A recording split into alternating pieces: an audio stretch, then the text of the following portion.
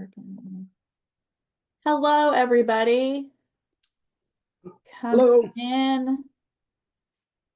All right. I think it should be putting most of you on mute right from the jump.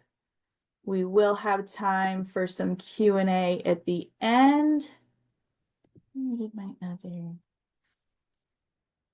Where'd it go? Give me a moment to multitask here. Where'd Donna go? There's Donna.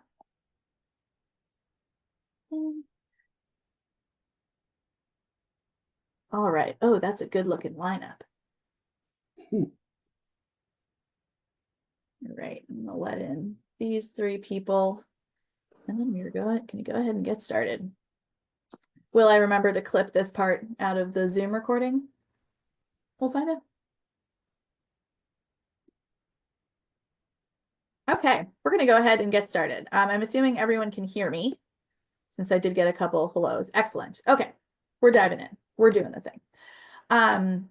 Well, good afternoon, everyone, and thank you so much for being here. If you don't already know me, my name is Amanda Bebrin, and I am the Director of Housing Advocacy at the Community Development Partnership, or CDP. The CDP is a nonprofit community development corporation, and we support the Lower and Outer Cape region with things like small business technical assistance, property management of affordable units, first-time homebuyer classes, and housing advocacy through collaboration with municipal, business, and community partners. And we do all of that so that we can have a Lower and Outer Cape region that is home to a diverse year-round community of people who can afford to live, work, and thrive here. While I'm doing some introductory remarks, let's find out who's in the room today. If you would put your name, town, and if you have a board or committee or staff affiliation in the chat, that would be great.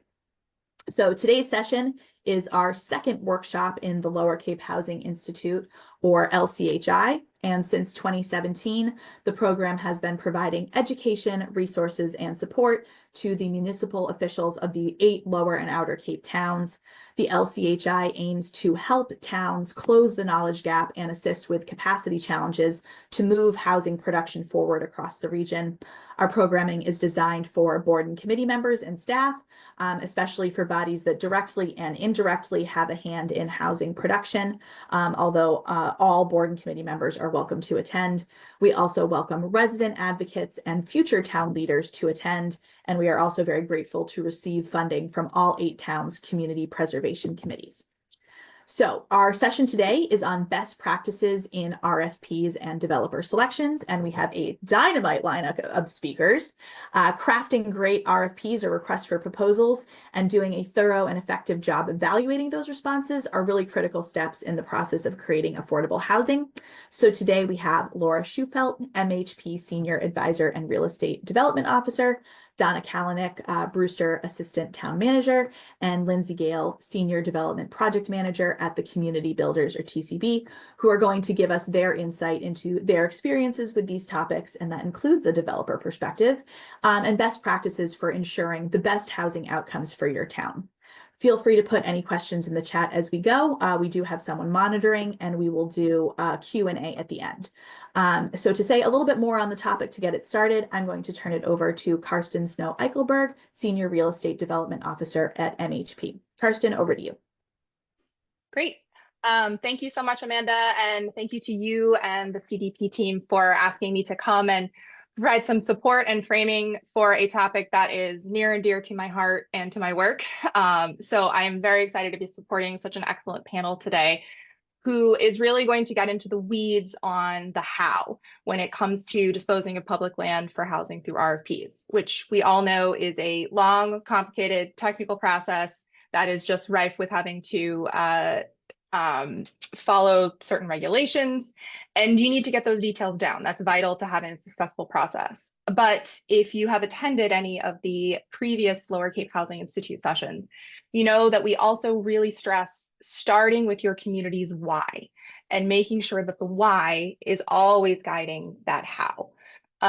So having municipally owned surplus land that can be used for housing is an incredible resource that a community can provide. As you're going to hear shortly in the panel, we know not only are there not enough affordable homes, but the cost of building new ones is high and it's getting higher. And being able to provide land at less than market value and lowering the acquisition costs of the land for the developer can be the make or break difference in a housing project. So because of that urgency, it can be really easy to want to just jump right in with both feet and want to get the land out there. We have this, let's do it, let's put it out. It can also be really easy to make quick assumptions about what kind of project should be built. But I would urge you that this is the moment where you should really pause and go back and consider the why. Why is it important to build housing here on this parcel? Who is it for? Does your community have a guiding vision for using this resource? Can you point back to a housing production plan, a master plan, a community engagement process that lays out the vision for your community? Are there recent zoning changes that you've been able to enact that show what your community's goals are for furthering development and housing? And specifically, how has your community defined its goals and your values? So those value statements can be really important when you're thinking about ways to use these resources. And so some quick examples that you can consider to putting together value statements. We're a community that a diverse group of people can call home. We are a community where people can both live and work, where families can grow and thrive. We are a community where seniors can age comfortably. We are a community that values the mutually beneficial goals of preserving open space, but also clustering housing development in an efficient and aesthetic way that fits in with our community. We are a community where people who choose to make this their home can do so, even if they were born here or not. And we are a community that has historically been a place for new immigrants, where young families can get their start. And most importantly, we are a community that seeks to create and support new opportunity. Just like any change proposed in your community, proposing to put out public land for potential housing development will inevitably bring out some opposition and some conflicting opinions. And being able to have a guiding vision to return to will help make these conversations more productive. It will help you better react and respond to these concerns and ultimately get through that public process so that people can truly understand not only what does this project look like, how many units are going to be there, but what is the goal? What is this going to do? And surplus land is one of the most important assets that a community can use to live out your values and your visions. A lot of communities are lucky enough to have local funding, whether it's CPA or some other kind of funding, but having the land to give out is also just as important. And you don't want to squander the opportunity that you have from this asset by skipping the visioning, by not thinking more about those value statements, or by just sort of checking the box or seeking out the bare minimum. You also don't want to make the mistake of underestimating how much one potentially smaller, medium-sized parcel of land and potential project can actually be a huge catalyst for a larger change in your neighborhood and your community. So when you're thinking about what you're putting out and the process for your RFP for your publicly owned land, what other thoughtful planning and development opportunities could this project eventually spark if this project is particularly emblematic of your community's values and thinking about those value statements? So today, as the panelists are going to share their knowledge and their vast experience and their best practices with you today, don't take away just those nitty-gritty details. It's super important to think about, are we complying with 30B? How do we determine the tenure? How do we determine the level of affordability? What's the disposition method? But I urge you to also really listen for broader takeaways about your role and your responsibility in the process, depending on your title or your affiliation in the community. And it's really a community's responsibility to identify this resource in this land that you have. Put it out there for availability through the proper channels with the right balance of parameters and guardrails that result in a project that aligns with your community vision and your values. RFPs are a super detailed in the weeds process, as Laura is going to talk through shortly, and we're hearing from developers. And it's really easy to start to get bogged down in that process and bogged down in those weeds.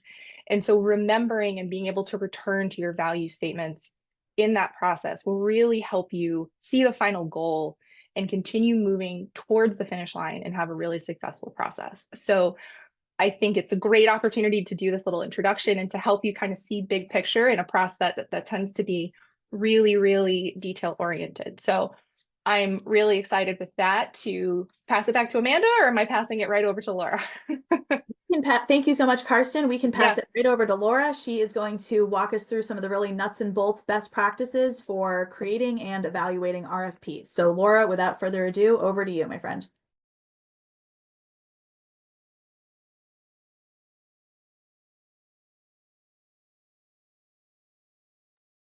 I guess I need to put my mic on, huh? Um, let's see, how are we doing?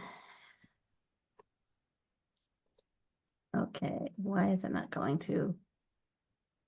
It never wants to go into presentation mode. There we go. We made it. Beautiful. Well, thank you, Amanda and CDP for having me here today to talk about RFPs, best practices in RFPs and just developer selection. Yeah, I'm the one who gets into the weeds, and I really appreciate Karsten's introduction on the why, because that's where MHP always tries to start every conversation around developing affordable housing. You know, first looking at the why and then the how. But my job today is to look at the how. So first, a quick introduction to MHP. For those of you who don't know, Mass Housing Partnership, or MHP as we're typically known, is a quasi, what's called a quasi agency in the state umbrella. Our mission is to use private investment to bring more affordable housing to Massachusetts, and we do that in a number of ways. We provide permanent financing to affordable rental developments. That's what keeps our lights on. We administer the most affordable first-time homeowner program, the One Mortgage, soon to be the One Plus Mortgage. We have the Center for Housing Data, which researches and visualizes housing data. And then the team that Karsten and I are on is the community assistance team. And we help communities strategize and develop affordable housing. Karsten and I work on working with housing authorities on surplus land and redevelopment, and communities that are trying to dispose of public land for affordable housing. So that's my quick introduction to MHP. Now I'll get into the weeds. So these are the steps for moving forward with a request for proposals. So of course, first you have to identify land that you think is appropriate for development, and also that is in, has some capacity to support housing on it.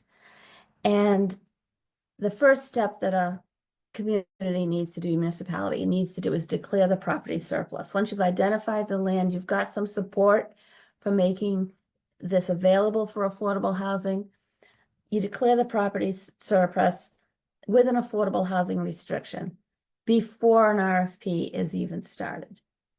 This is really important so that the town supports the development of affordable housing on the parcel without having the details yet.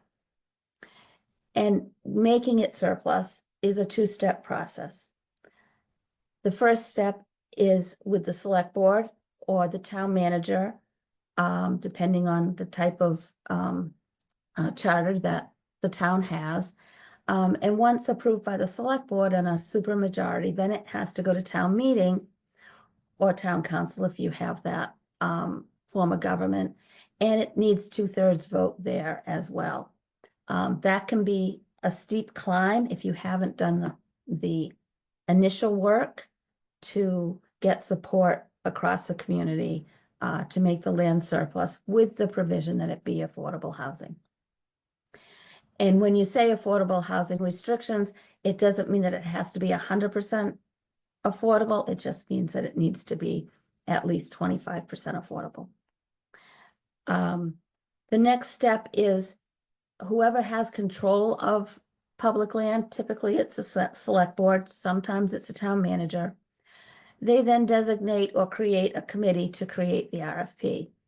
That can be the Board of Selectmen. It can be the Affordable Housing Trust. It can be an ad hoc committee that's made up with members from around the community. There's no one way of creating this committee, but it's important that there is some group of people that is responsible for moving this forward. At the same time, or once a committee is formed, they have to decide who the scoring committee is, the review committee, and also the awarding authority, which is typically the Board of Selectmen or the chief elected officer. So the Board of Selectmen or the town manager.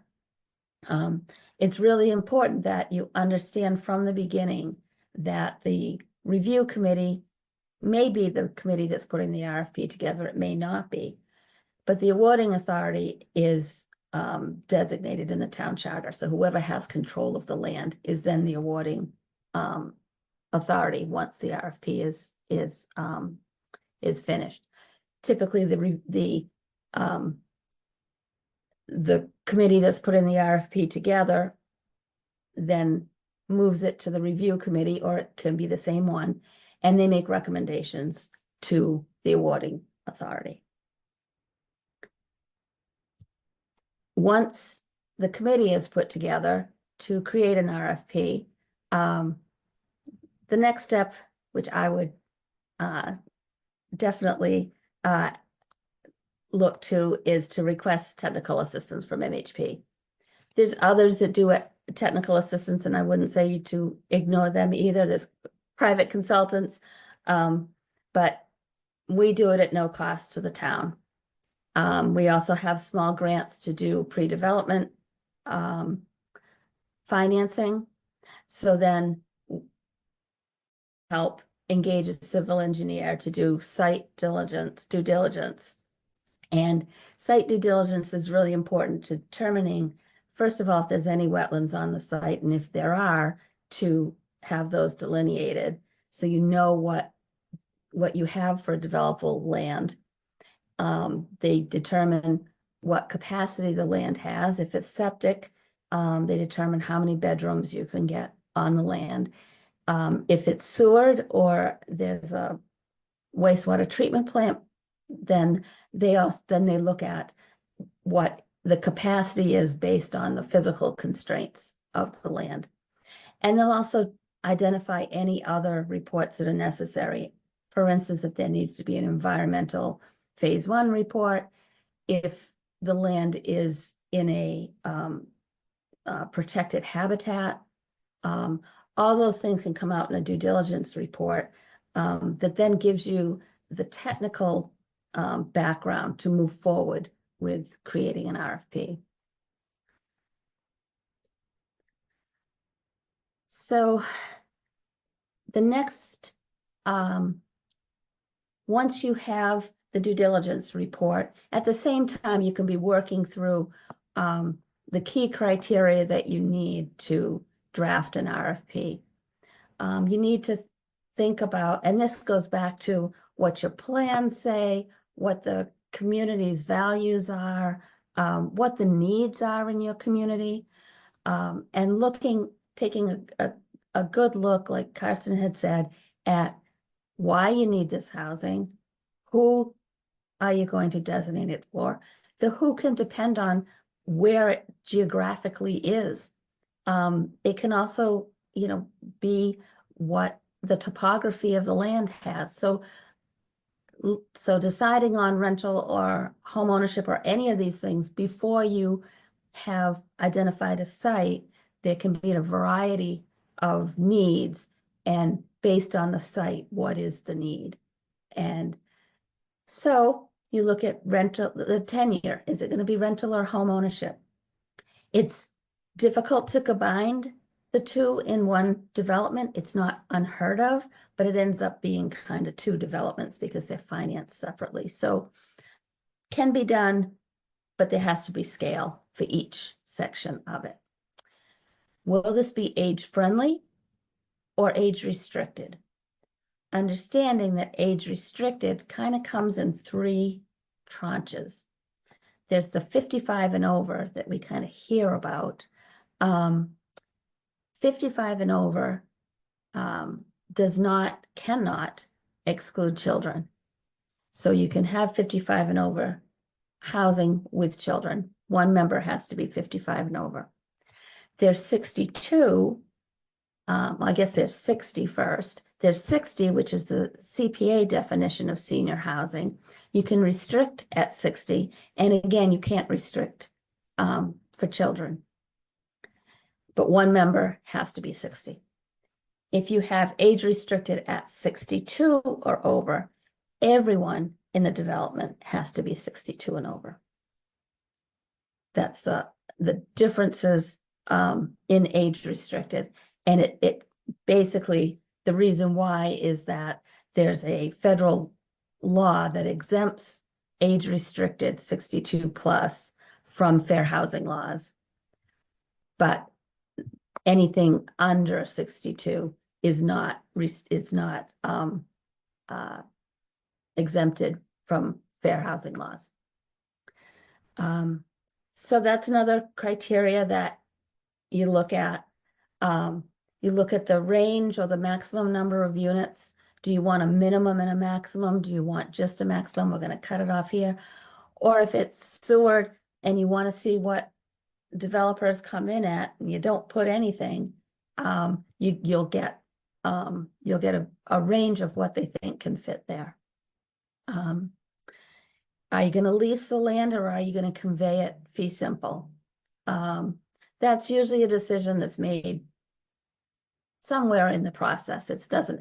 None of these have to be made up front, but as you're working through the development of the RFP, that usually comes into play.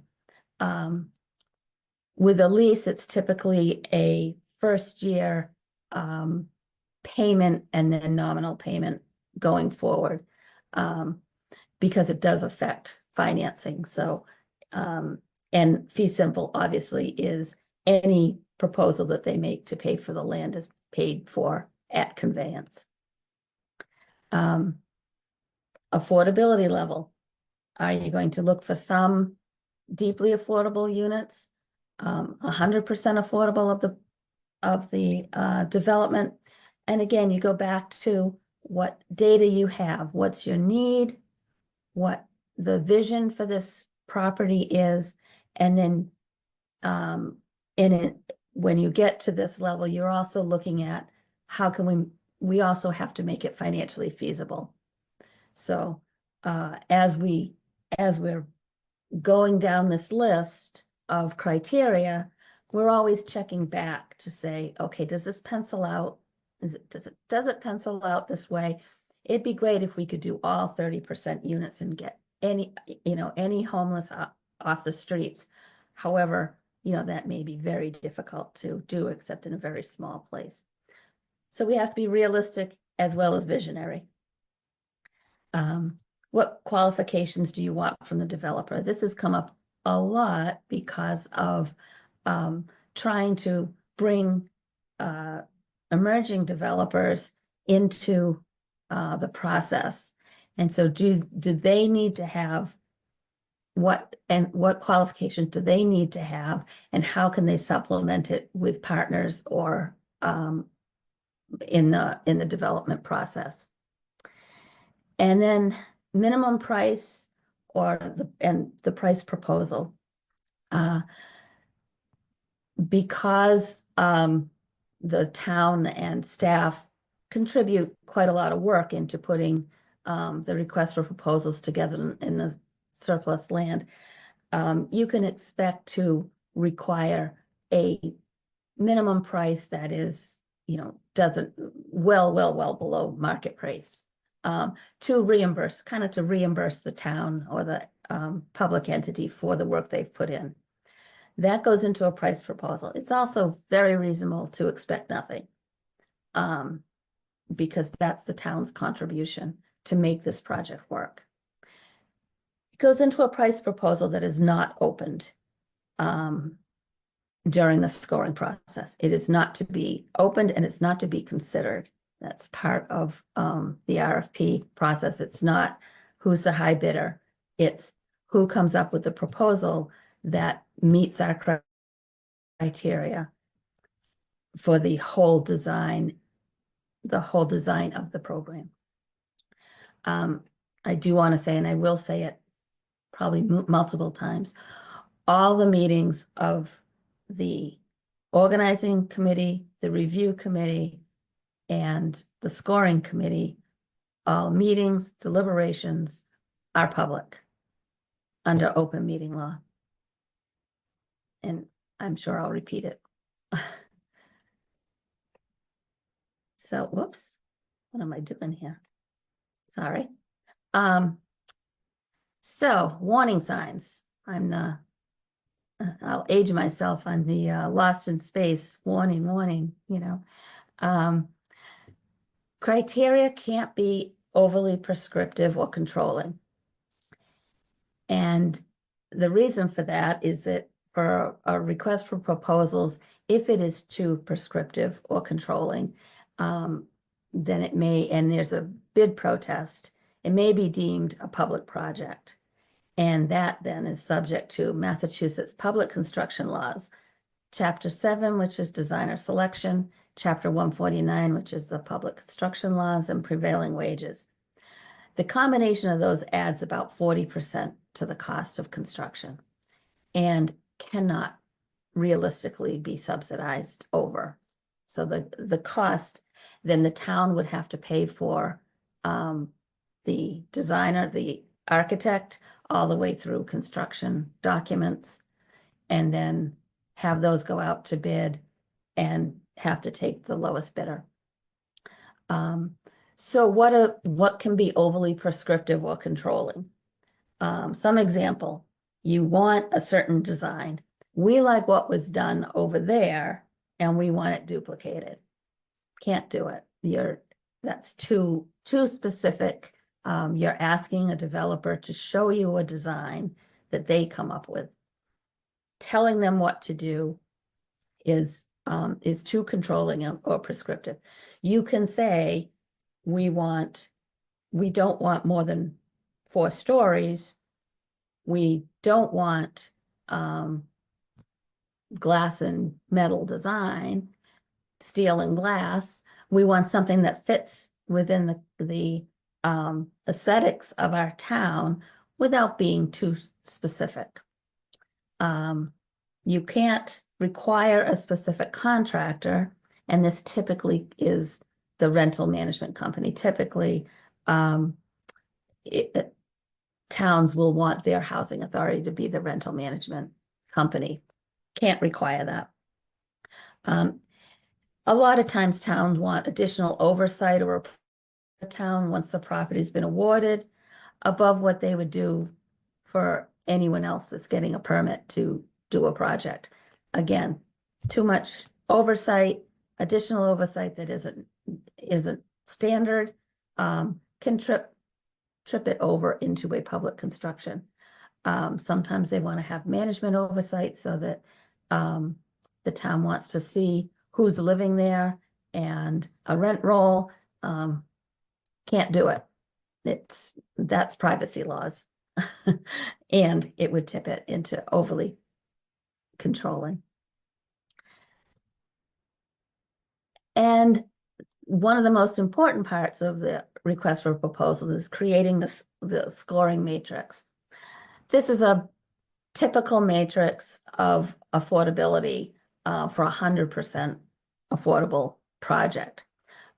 Somehow my categories didn't print across the top. Something always comes up. The first category is unacceptable. So in this example, the criteria, and this is where it's important to be clear of what you want. So for the criteria is that it meets the greatest level of affordability fiscally possible. At a minimum, all units must be restricted to households at or below 80%. This is a 100% affordable project. The first category would be unacceptable. The proposal contains some units affordable to households at 80%, but not all. The next one would be advantageous. And advantageous is like getting a C. You met the standard, but you didn't do anything over and above, maybe a B, C plus. The proposal contains all units at 80%. Okay, it meets the standard.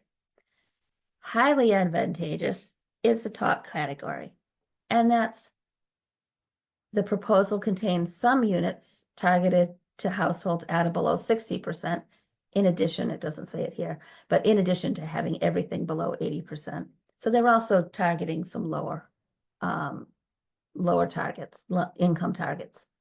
And then, so that's creating this scoring matrix is important for all the criteria that you've gone through. The designer, the developer qualifications, et cetera, et cetera. And then the review committee or the organizing committee has to decide, are they going to be weighted the same, or is some going to be more important than others? And typically they're all weighted the same. And if not, you have to really think hard about what your priorities are and how that's going to be reflected in your scoring. I did a project once where the organizing committee was really concerned about developer qualifications. So they weighted it really high. And what happened was the proposal that had the most experienced developer also had the design that they hated. But in the scoring, because they weighted that so high, the experienced developer should have been the one that got the project. So just be careful with it when you weight. So now we come to scoring. And again, I'll say it again, that they meet in public. It's best practices for the review committee to designate a member or have staff review the proposals for completeness. It doesn't really make sense to have everyone review them for completeness. And remember that the price proposal isn't open until scoring's complete and can't be considered in the scoring. If you are hiring a financial peer reviewer, if one's needed and you're hiring them, they should be engaged by now, by the time you get to the review. And then they're sent the pro formas so that they can review it and get back to you before too much time goes by. The review committee receives all the complete proposals to read. I suggest that you pencil in first impression scores so that you're not coming in and get influenced by everyone else, and you can make your points, and then, it comes down to consensus scoring, really. So if you have an idea of what you're thinking, whether it's highly advantageous or advantageous or unacceptable, it makes the process a little smoother. And again, review committee meets in public to discuss and score the proposals one at a time. In all the public meetings, and they're all public meetings, and all the open public meetings, anyone can attend, but you do not have to take comment. You don't have to take public comment. And finally, once the review committees reach consensus on one or two top scorers, and sometimes it's three, but usually it's one or two. They send their recommendation to the awarding authority. It's best recommendation with the reasons why and the scoring for each of the projects. Sometimes review committees just say, we want to recommend this, we recommend this proposal. But again, going back to the why did this one score so well? And putting the scoring sheet, the consensus scoring sheet, I can say that, is helpful for the awarding. Okay, I think I'm running out of time. Oversight of RFPs involve two state agencies, the Attorney General's office and the Inspector General's office.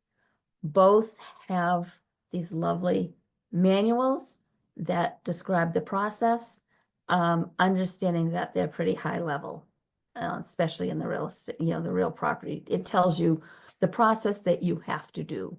It get into the weeds. The Attorney General these are the areas of oversight. The Attorney General oversees open meeting laws. Again, all meetings are open to the public. Deliberation and scoring doesn't meet any of the 10 reasons to go into executive session. There is one that talks about real estate negotiations, but that's actually when you're buying real estate or you're leasing property out. It doesn't meet this criteria. Attorney General also oversees whether the project requires prevailing wage. Again, these projects typically don't require prevailing wage. It would depend on some of the funding sources if it did. And then Chapter 149 compliance, that's the public construction law. And as I said before, designer selection, public bidding, and filed sub-bids, all adding costs to a project.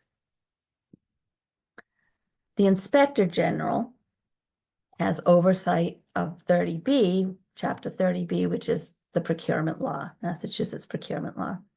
And the oversight is on the process of disposing of public land. So it's the nuts and bolts of how you go about it, declaring it surplus and the other steps the Inspector General's involved with. And once you get an RFP and release it, and there's the steps you have to do for that. One thing I forgot to put in this is allowing enough time for developers to respond. Typically, it's about 8 weeks. And with that, I'm going to stop because I think I went over my time. And I thank you very much. This is my contact information. And I think we're taking questions at the end of everyone's presentations. Thank you so much, Laura. You landed it right on the dot. So you get an A+ for time management. And for anyone who hasn't been here before, I do record this and I send out the recording, and then we also make the slide decks available to everyone. And the only thing that I would add to Laura's presentation is to say that if you have land that you're considering using for affordable housing, not to wait until you're at the RFP stage to be talking to MHP and Laura and Karsten's team, because they can be providing technical assistance well before you delve into the process that Laura has just outlined. So from there, we're going to get a little bit more specific, and I'm going to turn it over to Donna, who's going to do sort of a case study for us about Spring Rock Village, which has been a long and winding road to develop affordable housing on this parcel. So Donna, I will turn it over to you, and I am going to run your slides. So now I get to have the fun of seeing if I can figure out how to share my screen. Okay, here we go. Share that one, share every single time. And are we in presentation mode? All right, ta-da. All right, Donna, over to you. All right, thank you very much, Amanda. Good afternoon, everyone. Donna Kalinick. I didn't list all 3 of my titles because I wanted you to know how important I am. I listed them because they're important to the conversation we're going to have about the process that the town of Brewster used for creating an RFP for public land off of Millstone Road. So I am the Assistant Town Manager. I'm also the Procurement Officer for the town of Brewster, and I'm the Town Manager's designee to the Affordable Housing Trust. So while I have spent over a decade doing public procurement, the decision was made up front that I would not serve as the procurement officer for this request for proposal because that would create a conflict. Because I was a member of the Affordable Housing Trust, who would be creating the RFP and ultimately would be reviewing the proposals as well. So that was a decision that we made up front, that the town manager would serve as the procurement officer for this RFP. Before we move from this page, Amanda, if you could just go back. So this is 16, a little over 16 acres off Millstone Road. We were blessed with a parcel that is essentially, I call a boot. Really challenging in developing it because of the way that the parcel is. And just to reiterate what Laura said, our first step was town meeting vote, because this was a landlocked parcel that we acquired an adjacent parcel to give us access off of Millstone Road. Interestingly, during the process, we found out that the town had adopted General Law 4015A, which allowed us to do this with a majority vote instead of a 2/3 vote. And I actually learned that at a session that MHP was giving, that it was mentioned that if you had adopted this, it's a majority vote instead of 2/3. And I ran all the way back to town hall to check with the town clerk and found out we had adopted it. So little tip I got from MHP. So we included a timeline here because we just wanted people to understand really how long this took and the steps that were involved. So throughout the process, we were constantly updating this timeline, and we also had a work plan that went with it. And we were constantly updating that work plan to make sure we were following all of the steps that we needed to follow. The Brewster Affordable Housing Trust was created in 2018. So the trust was created, and very shortly after that, the select board designated oversight of the parcel and the RFP process to the trust. Since we were a relatively new trust, we knew that we needed assistance. And the first thing we did was to reach out to MHP. Laura was the person who provided the technical assistance, and we did a feasibility study on the land, and MHP assisted us with that and hired Bowler Engineering to do that due diligence report. At the same time, the trust was working through the process of determining the community housing goals for the property. And those goals we knew were going to include information from the feasibility study, data and strategies from our housing production plan, which was from 2017, so it was relatively new. And the town had also gone through a visioning process and created a vision plan in 2018, and there was a housing component to that. So we knew where we were relying on in terms of helping us create those goals. We also hired Barrett Planning to assist us with the community outreach. And the community outreach included stakeholder interviews, 3 public meetings, a visual preference survey, and of course, we also had to consider financial feasibility in creating the goals for what is now Spring Rock Village. So the key components, I'm not going to go through every key component from our housing plan and the vision plan.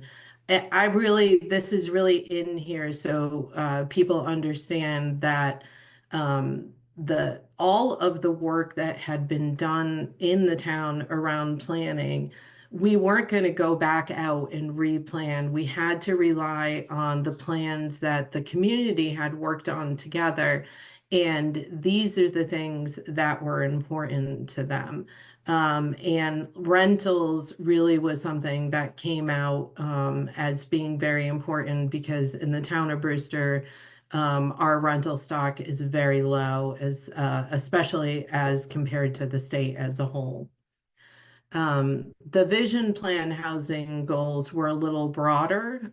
They are not as specific, nor are they intended to be as the housing production plan, but these were also considered in creating the goals for the property. So a really key factor is where is your property located? What's around it? Is it in a residential area? Is it in a commercial area? So the feasibility determined that housing development could be done here with a maximum of 90 bedrooms. But we wanted to look at, is the density of 90 bedrooms in line with what is in the surrounding area? And it was interesting because this particular parcel, one area along it is highly residential single family homes. Behind it is probably the largest development in all of the town of Brewster.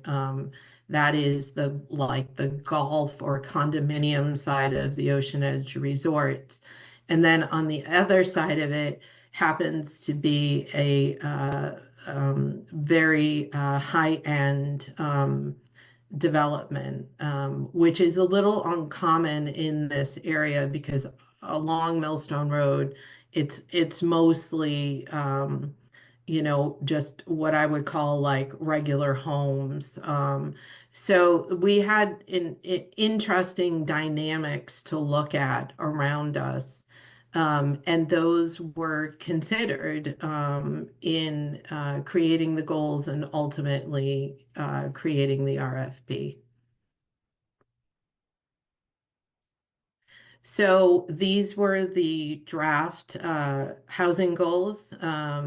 And again, what they were informed by, the housing production plan, the vision plan, the town meeting vote, the information from the feasibility study, financial analysis, and community input. So we were really building, I guess, a solid case for why housing was going to work here, and also for ultimately the decisions that were made within the RFP. Throughout this process, it was super important to us to bring the public along with us because the trust was new. This was the first really large project that we were working on, and we wanted to be successful because we felt it was going to set the stage for everything we did after. And I think Karsten mentioned this in her opening remarks, and she was completely on point in that our success here was not just about this property. It was about the housing trust and the housing program as a whole, and the way that the public would ultimately view any housing initiatives that we were bringing forward. So these are the goals that were created to create affordable housing that would be included on the SHI, and to build up to 90 bedrooms, which was, approximately 45 to 50 units, to balance the concern of residents with the need for affordable housing, to create rental housing. We did consider home ownership, But to Laura's point, it's really difficult to do rental housing and home ownership on the same property. So ultimately, we went towards where the need was greater at that time in the community, which was rental housing. um, preserve community character. So we all know that community character is something you cannot define. It's something that's used a lot, in discussions about affordable housing. And so we did our best to define what components of Brewster's community character we needed to include. Having a component of open space on the new housing, having buffers that were respectful of the neighbors, the landscaping, the architecture, and again, as Laura said, you cannot be overly prescriptive. But there were visual preference surveys that proposers could go and review if they so desired. We did want to have management of the property, but again, we didn't specifically designate what exactly that was going to be, just that it was something that was important. We did look at the property and try to think about it strategically, not just where you should site it because of who was around you, but also because the access point was on the northern portion of the property. And in the financial feasibility piece of this, infrastructure is one of your biggest costs. And if you're running, water lines and pipes and all of that too far, that is going to drive up the cost. So it was both looking at the property and the neighborhood, but also looking at the financial feasibility of siting on the property. Again, buffers and being cognizant of where you're placing it, and using the open space component wisely. So this is just a picture of the three concepts that were brought forward for the community to weigh in on. Ultimately, when we get to the end, you're going to see a picture of where we are. It is not any one of these, but it's sort of a mix of them. I think at the end of the day, we landed in the right place for the community. So the final step in the feasibility study was to create a master plan, which would guide the process for the request for proposal. It did not dictate the exact building plan. It helped visualize, and it assisted with the parameters to be set. There are things that ultimately were in the RFP that are not part of the master plan, the architectural preferences management, and what type of mix in terms of the area median income for the units that the trust wanted to see. I will say that after the due diligence report was delivered, we did have some concerns from abutters, and we actually paused in the process and took another step and engaged Bowler Engineering to do a watershed study. And we just felt at the time we had to do this to allay the fears of the abutters. And I think it was, although it was a delay, it was something that ultimately led to, success when we got further down the process. I know I keep saying the same thing, but it's just so super important to consider community input, your housing needs, and the findings of the study and the financial feasibility. So again, as I said, throughout this process, we had a work plan and we kept updating it. So when we got through one step, we said, okay, what's the next step after this? So after the master plan, the trust went into the RFP process. And then we're going to talk about that a little bit more. But then we also said, what are all of the steps that are going to happen after this? Now, this was both for the trust and for the public, so that the public understood that even after the RFP process and the selection of a developer, there were all these other steps that had to happen, and there were other opportunities for the public to provide input, that the RFP process was just one portion of the whole journey to creating this new community.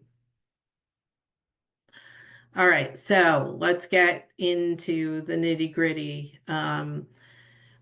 So the RFP was created by the full trust board, and with assistance from at MHP. So Laura was at every meeting that we had, and we painstakingly developed the criteria. So she put up one little section of criteria.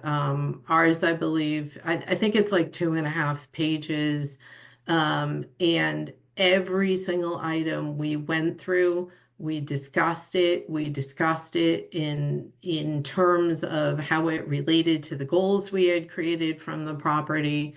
And then ultimately it was put into a matrix. That was all done in public trust meetings, and all of the information was in our public packets, which are posted on the website. Again, the town manager was serving as the procurement officer in this case. And so when we received proposals, the town manager and the housing coordinator were the staff that was designated to review them and make sure they met the minimum criteria. So in a request for proposal process, when you receive proposals, if they don't meet the minimum criteria, they do not move forward in the process. And so that is actually what happened in this case. We received 2 proposals, and one of them was rejected because it didn't meet the minimum criteria. And it was challenging because it was a local known entity, but it's very black and white. There are minimum criteria, and you either meet them or you don't meet them. So that left the trust with one proposal to review. And Amanda, if you can go to the next slide. So the trust reviewed the proposals again with Laura's assistant, going through every single item in that criteria, discussing it, scoring it. And the proposal was available in a public packet. And the proposer did make a presentation that was written into the RFP, that the trust may request that proposers give a presentation. And if you move people forward, you have to allow if you're going to have a presentation, each person has to be afforded the same chance. You can't say one gets to make a presentation, the other doesn't. You have to have an equal playing field, and this is really about the public procurement laws. So Laura mentioned that you should have decided whether or not you wanted a third party to review the financial pro form. All right. Donna, are your slides back up? Yep. Okay, you're back Yeah, in. my giant face is gone and my slides are back up, thank God. So we decided that we really didn't have the expertise on the trust to review the pro forma ourselves. So again, we had to kind of stop and take the time. We did end up, MHP recommended and it was under the 30B procurement threshold. So we were able to get someone on board who provided the analysis and also came to a trust meeting so that the trust could ask any questions that it had. I should mention that in the process of forming the RFP, the trust did make the decision to ask for what we ultimately worded as a nominal fee. So there was never any intent by the trust to receive money, and a large sum of money connected to this. We also made the decision that we wanted to have some units at 80% of the area median income. And so, within the scoring, the unacceptable, advantageous, highly advantageous, there was a matrix, a scoring piece where it said a mix up to 80% was desirable. I just want to mention, because I am a procurement officer, that those labels are standard. So whenever you do a request for a proposal, you use those unacceptable, advantageous, highly advantageous. That's a standard within an RFP. Actually, can you go back, Amanda? So, I believe it took 3 to 4 meetings. I've got a couple of my trust members on if I'm wrong, though although the whole trust created the RFP, we did have a couple of members who had to recuse themselves and not participate in the review. And I have a little bullet here that says legal counsel was involved throughout the process, and they were. And we had a couple of members who said, I'm a little concerned I might have a conflict. And, we forwarded those to legal counsel. And in fact, we had a couple of members that were not able to participate in the review. And I'm glad that we did that, because all along the way, if you do something that's incorrect, you could have a bid protest. You could have something happen where you have to cancel the process and start all over again. And not only that, does that take a lot of time, but I also think you can lose trust with the community when things like that happen. So ultimately, the one proposal was deemed highly advantageous and recommended to the select board for award. The select board is the entity in Brewster who has that authority. And they are the entity who subsequently entered a land disposition agreement. And they will be entering shortly a long-term lease. Now, both the land disposition agreement and the long-term lease were included in the RFP. And both of those, we worked with both Laura and our legal counsel on what those were, what the form of it was going to be. Now, this is important. You want proposers to know what it is they're going to be asked to agree to, so that down the road, you're not negotiating terms that should have been clear up front. And that's the case, that's really important here. But those are best practices when you're doing an RFP or really any kind of procurement. So where are we today? So Spring Rock Village has received their comprehensive permit. They've received all of their funding, both from the state and locally. And we are hoping in spring that they will go to closing.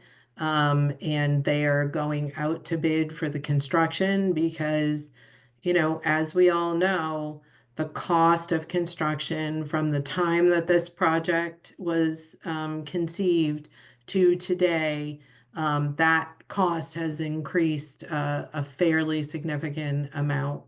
But we've almost made it to the finish line. Again, I just want to say this process started back in 2018, 2019, when we purchased the access parcel and brought it to town meeting. And hopefully we will be breaking ground by summer of 2025. And then, you know, we'll have folks living in there by the end of 2026, 2027. Do I have a quick minute, Amanda, or You not? have a hot minute. Yes. Okay. In my hot minute, I want to say one more thing that is not related to the RFP, but ultimately became very important as it relates to Spring Rock Village, which is that together, the trust, the select board, a number of other committees in town, CPC was involved as well because they did local funds, both trust and CPC funds are in this project. But the town made the decision as it relates to local preference to ask for both a local, meaning Brewster, and a regional preference. So we actually got a split preference. And you know, we really approached it like housing is a regional issue. And we knew that there were going to be surrounding town CPCs involved. And we also knew that a lot of folks who had lived in Brewster had to move out. And we also knew there were a lot of folks in other towns who needed somewhere to live. So it's something I'm really proud of because I think it's so easy to fall back on ask for the maximum local preference, but there is other ways to consider this, and you know, we can talk about that more. I just wanted to mention it as part of the story of Spring Rock Village. And thank you very much. I know I used my hot minute, but I just want to say I think Jay's on the call. I really appreciate the statement that CDP put out yesterday. I thought it was really well done. And I thank you all for your leadership with that statement. Thank you, Donna. Thanks. We'll actually, in case folks haven't seen it, we'll put a copy or a link to it in the chat. Thank you, Jay. All right. Thank you, Donna, for that. And so we're going to drill down a little bit further. I'm thrilled that we have Lindsey Gael here with us from TCB, and she's going to give us some developer insight into what developers look for as they're also following along with the RFP process and pulling together proposals and submitting them. So Lindsey, I will turn it over to you. Great. Can everyone hear me and see my slides? Looking and sounding good. All right, wonderful. Well, good afternoon. And first off, I just want to say, Laura and Donna and Karsten, you know, I was nodding along to all those points. So a lot of the items I want to hit, you know, you guys hit on. So, you know, wonderful to hear all of that. So my name is Lindsey Gael. I am a senior project manager with the community builders. I'll start with just a few quick notes on the community builders. So we are one of the largest national nonprofit affordable housing developers. We develop housing and we also manage the vast majority of the properties that we develop. So we're really in the business of building and maintaining affordable housing and being longstanding members of the communities that we develop in. And we also focus a lot of effort on providing resident services to support the residents of the properties that we develop and manage. So we are nationwide, but our headquarters is in Boston. We were founded in Boston, and we do quite a bit of work on the Cape. We have, I think at this point, over 300 affordable apartment units on the Cape. Excitingly, we have one that just recently broke ground in Provincetown, and that will sort of be a case study that I talk about. And then we have another project in Truro that I believe should be closing and starting construction end of this year or early next year.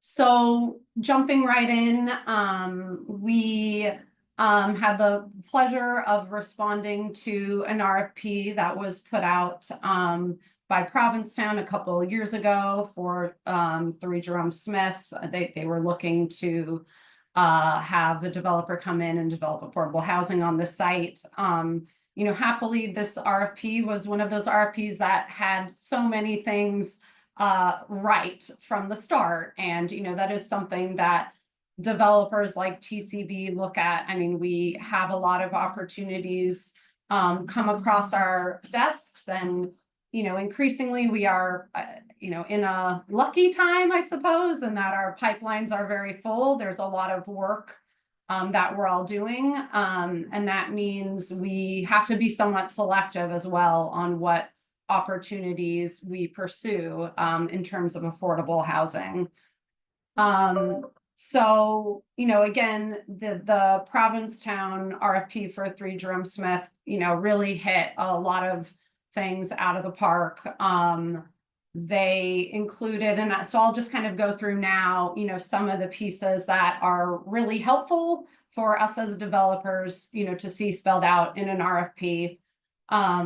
So, you know, having all the key information in one place, I mean, having Laura and MHP, someone experienced, help you make sure that you're including information on underlying zoning, you know, what utilities are serving the site, what local funding there might be available to a developer, are there zoning incentives or other incentives. All that information just really helps us as developers quickly understand the site and the opportunity here, and whether it's a good, you know, fit for our expertise or not. Donna and Laura both kind of hammered on this point, but I will jump on that bandwagon again as well on community engagement. Hugely helpful as a developer if there has been some community engagement in advance of the RFP going out. It really helps us to be able to see what is the community saying about what they want for the site. What is the vision? You know, when we respond to an RFP that doesn't have any of that information, it's just very challenging as a developer to, you know, understand the needs and interests of the community. And that also, you know, generally creates some buy-in by the community, you know, in advance of a developer getting involved, which just helps the process move more smoothly. Another item that I believe Laura mentioned was the turnaround response time. You know, that is huge. You know, I think 30 to 60 days, probably 60 days is most common for what we see as a developer. Like, if it can be 90, you know, we would love that. It really is. I mean, we all know how much slower things move than we would want to, but, you know, when our process at a very high level is we receive an RFP, we spend a couple days, you know, or weeks digesting that, reviewing that internally. And then if we decide this is an opportunity we're going to pursue, we need to assemble our entire team, you know, select an architect, select a civil engineer, and we weigh those decisions very carefully. Who are the right partners for this deal? And then, of course, having those partners develop conceptual drawings and plans. So the more time you can provide before the RFP closes, just the more holistic and well thought through of a proposal you will receive. If there's only, 30, 40 days, like there's only so much a developer can do to pull together a sound proposal. And then one other, thing to be aware of is knowing if there are similar RFPs being released in nearby communities. It sometimes happens that, we have, and this actually happened with Provincetown. Both Provincetown and Wellfleet both released RFPs at the same time. We were excited about both. We actually responded to both, but that can be a challenge because from a developer perspective, when you respond to an RFP, it's generally a all hands on deck effort. So to the degree, if you know what some neighboring communities are doing, it's helpful to stagger, when these RFPs are released, you could get more respondents that way. On density and affordability, again, Laura and Donna both hit on a couple of things here. Being explicit with about what range of density you're looking for is very helpful, for the developer.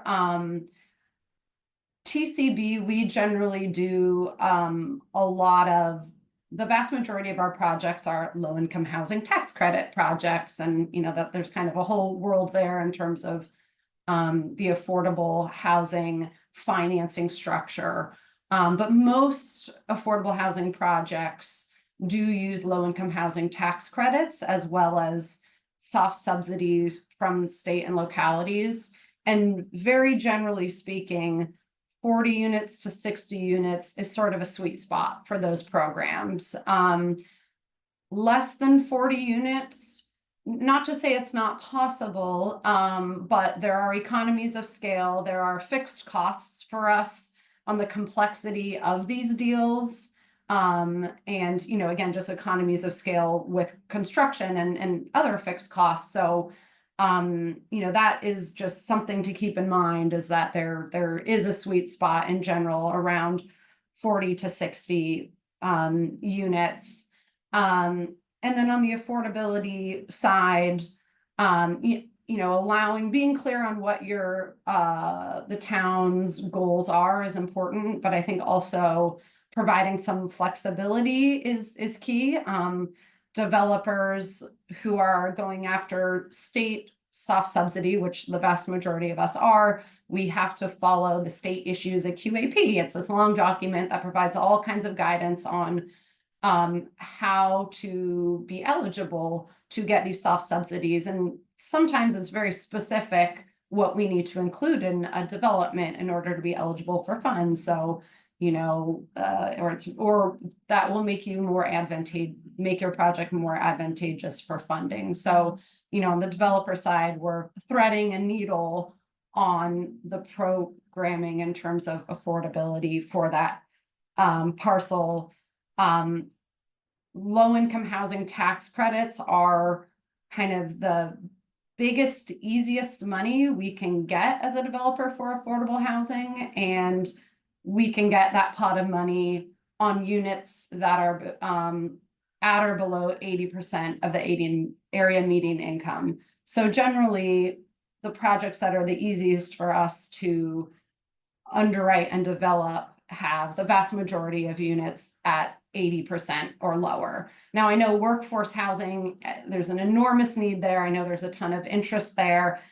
That tier, so let's call it 80% of the area median income up to 200% area median income, is just harder to finance. Not to say the developers can't do it, and we are always trying to have more workforce units in our developments. I know TCB has workforce units in many of our developments, but it is a tricky tier to finance, and having a project that is exclusively workforce, for example, would be extremely challenging. And that's something we worked with the team in Provincetown on making difficult decisions. This was after we were selected, but making difficult decisions on how large of a workforce tier we were going to have versus how important was this to, move forward and get funded as quickly as possible. So that's just kind of a few thoughts on affordability. And then just the last point on the design requirements, again, the other speakers hit on some of these, but leaving developers room, to figure out what building typology best suits the site is helpful. I know, it's always nice to have cottages and duplexes, and that housing type is very in keeping with the Cape aesthetic. Unfortunately, that building typology is very expensive to build. So we generally find ourselves, we would love to build that type, but, the realities of construction costs, et cetera, push us towards larger buildings. The benefit, though, of larger buildings is you can do more with preserving open space and creating buffers. So, there's a balance there. Moving right along, for specific sites, this here on the map is in the light yellow is the 3 Jerome Smith parcels that the town owned and put out to RFP. That site, again, ticked all the boxes for us. A flat site, no clear, obvious historic contaminants, access to town sewer, access to all the other utilities. That's huge. I know sewer is a very tricky thing on the Cape. It is, if there's any way to, have a parcel of land that does have the ability to connect to town sewer, that is huge for developers.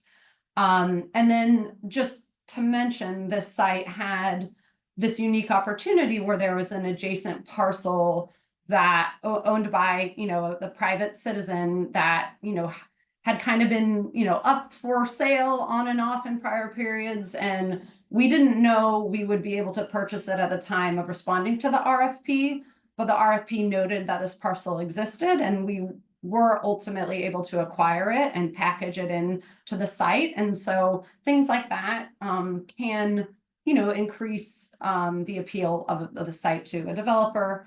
Again, Donna hit on a couple of these notes, but being in the right location in terms of surrounding density, if a site is surrounded by very low density residential homes, there are typically more abutter opposition to the development. It is usually a smoother process if a site is near some density, near some commercial corridors, and then that's a better, also more suitable site in terms of connecting residents to amenities like grocery store, public transportation, et cetera.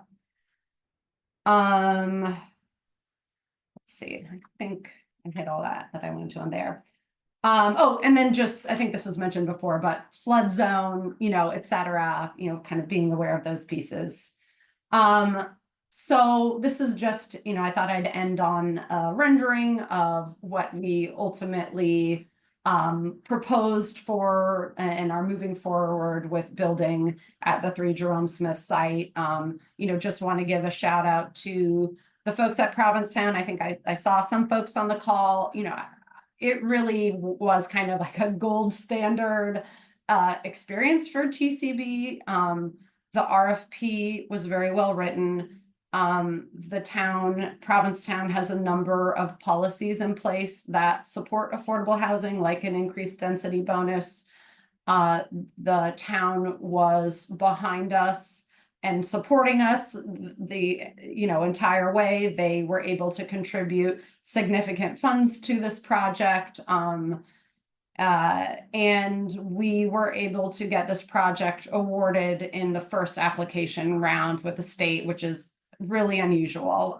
So that is all a credit to the leadership of Provincetown that you know, 3 years from responding to the RFP, we were in construction. I know it probably sounds like a long time. That's like the fastest you can ever hope for, I would say, in the world of affordable housing. So, you know, again, the kind of organization and support and policies of the municipality hugely impact the speed that a project can move forward.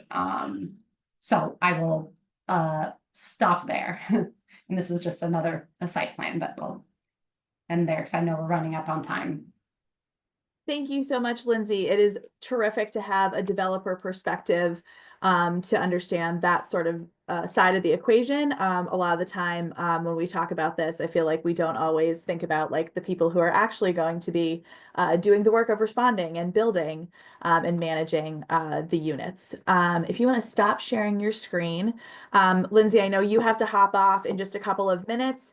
But if anyone has questions, if you want to raise your Zoom hand and ask your question, and if you can hang out for a couple of extra minutes for us to wrap up, that would be awesome. If not, if you guys got to go right at 1:30, I totally understand, and I will send out follow-up materials. Emily, go ahead and unmute yourself and ask your question. Hi.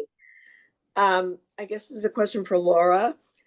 Talking about price and the price aspect of proposals, I guess a couple of questions. One is, I've been involved in a situation on the Cape recently where price became a really problematic issue. And there seems to be sort of a tendency of, especially private developers, wanting to outbid each other for public land, which causes, you know, town reviewers, it just gives them pause because all of a sudden these big dollars are hanging in front of their eyes, and it does affect how they view the proposal. Which brings me to my real question, which is in a real estate project, how do you separate price? I mean, you've got a pro forma that you're reviewing, and the first line in the pro forma is the acquisition price, so it's not separate,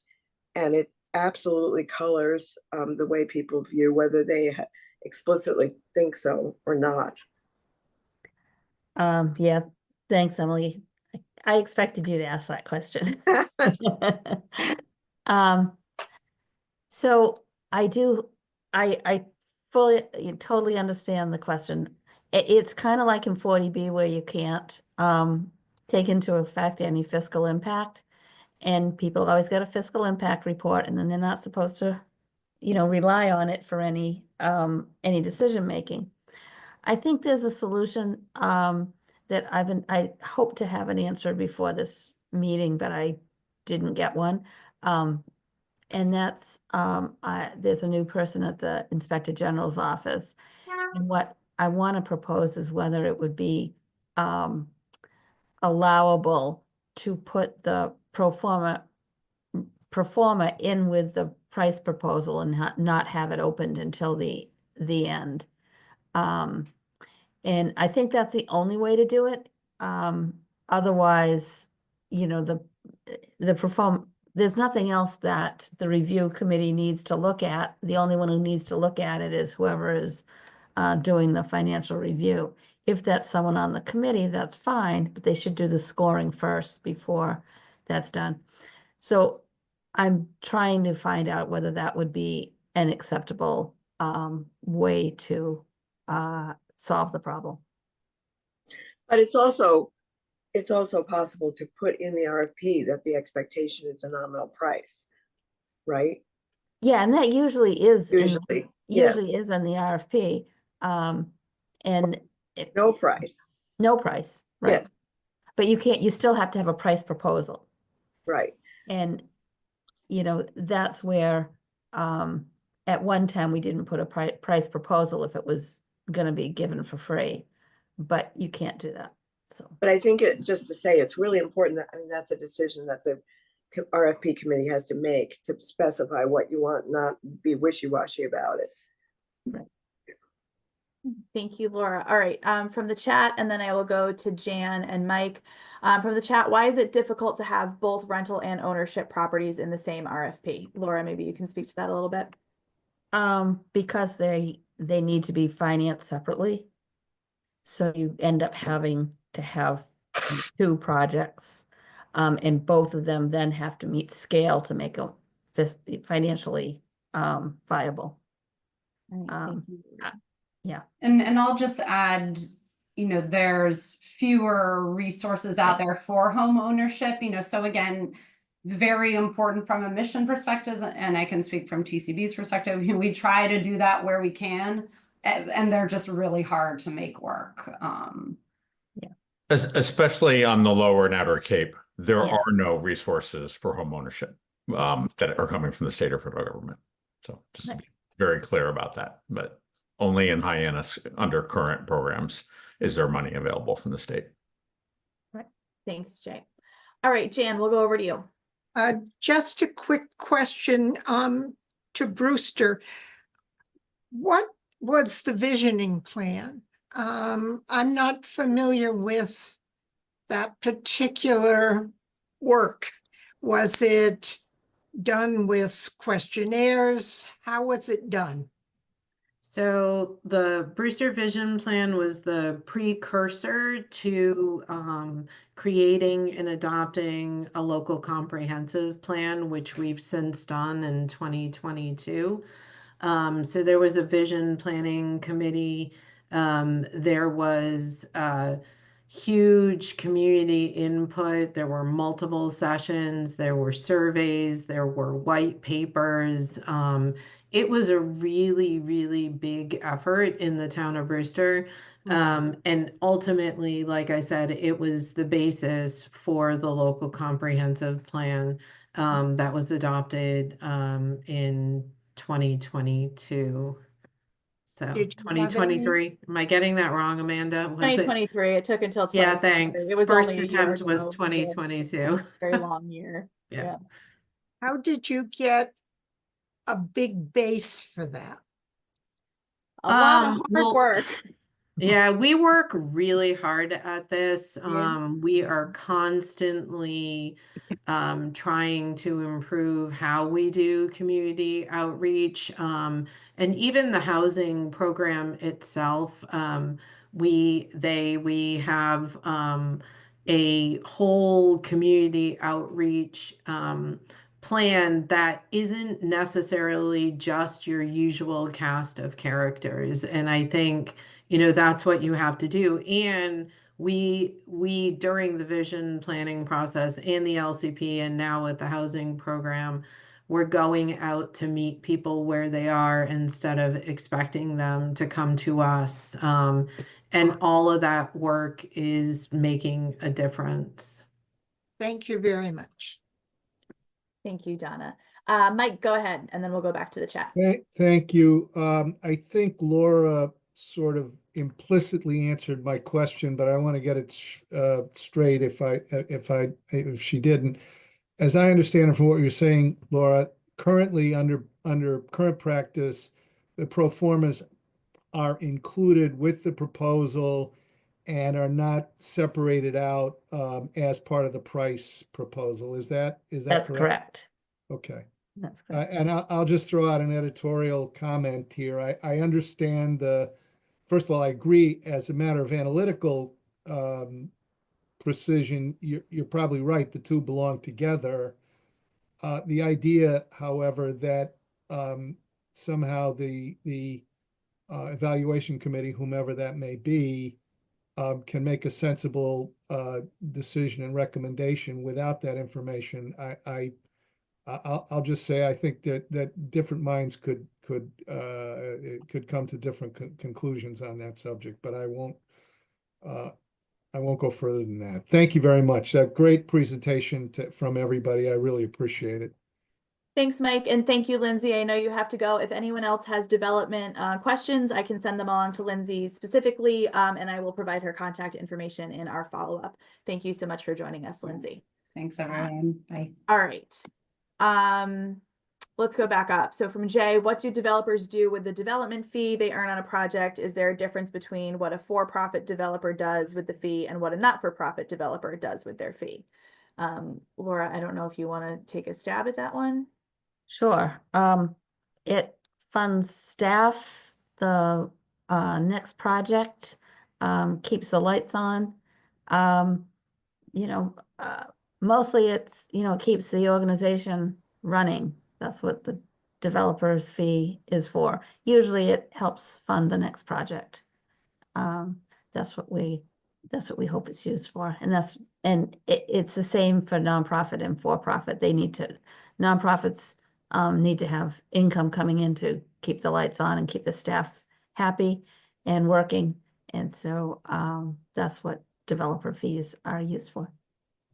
But Laura, wouldn't you still, though, a for-profit developer, though, also needs to generate a profit and pay shareholders? Absolutely. Whereas a not-for-profit developer is taking those profits and reinvesting them Reinvesting them, in their absolutely. work in the community. Absolutely. Not only are they used for the next project, they're also, you know, used to sustain all the programs in a nonprofit. And, you know, they're pretty siloed in a for-profit, in that they, you know, they generate profit for investors, and pretty much stay right with the development arm. I mean, I would just give you an example. So on the residences at Lawrence Hill, the project that we're doing with POA, and also Housing Assistance Corporation has done some partnerships with POA in Brewster. Yeah. So the CDP is slated to receive about $650,000 from the development fee. And so far we've spent over $250,000 supporting POA in the residences at Lawrence Road. And this way we were actually having those resources to pay the staff that went and knocked on the doors of every abutter and moved the project forward. And that's, like, I think, one important difference for people to understand. Thank you, Jay, and thank you, Laura. And then we'll round it out with why is it more difficult to develop workforce housing from an RFP perspective, financing? I took a stab at it. And then the follow-up question is, are there any subsidies that can be tapped into for workforce housing, which I think is its own entire presentation. But Laura or Donna or Jay, if you want to throw in one last answer. Sure. That would be great. I'll attempt. It's now called middle income housing, not workforce housing. Yeah. And it's usually 60%, sometimes 80% to 120%. I don't think, I guess there's some homeownership programs, which right now the Lower Cape doesn't have access to, that goes up to 150%. The difference is that the delta between the total development costs and what you can finance, the debt, is greater than the subsidies that are out there. And right now I think it's still $100,000 a unit, and $100,000 is not enough to make it financially feasible. So you could do middle income and market, you could do low income, middle income and market, and you might be able to get close. But it's difficult. The cost of construction has gone up so much since pre-pandemic that total development cost is huge.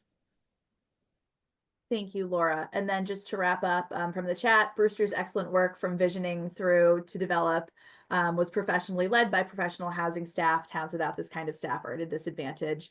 And absolutely all of our housing offices across the region with dedicated housing staff absolutely have an advantage that they have additional capacity to be able to put towards this really critical piece of the process.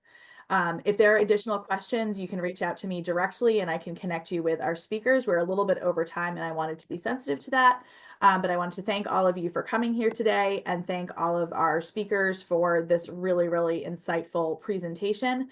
And the last thing that I wanted to underscore, Donna made reference to it as well. You know, the importance of sticking to these best practices to get the best housing outcomes for our town is really the flip side of the coin. That when you don't stick to these best practices, it gives housing opposition a lot of ammunition about things to complain about and then gum up the works. And they don't have to oppose the substance of a project. They can cover their opposition by objecting on the grounds of process. And that makes the work that we do all the much harder. And Donna spoke to, you know, the loss of trust with the public, and that is really hard to recover. So there is a lot in here. I will get this recording or these 2 recordings out to everyone, the slide decks and any other resources. I'm also going to plug peer group in December. That's for our municipal officials and staff. That will be December 11th from 3 to 5. And we can debrief from fall town meeting season and talk about all the interesting things that are going around in the housing world. But I want to just give one more thanks to everyone for attending today and taking this opportunity to delve into this really important topic. And thank you again to my presenters and to Karsten for talking us through this and framing the issue. So everyone have a wonderful afternoon, and I will follow up with resources shortly. Thank you. Thank you.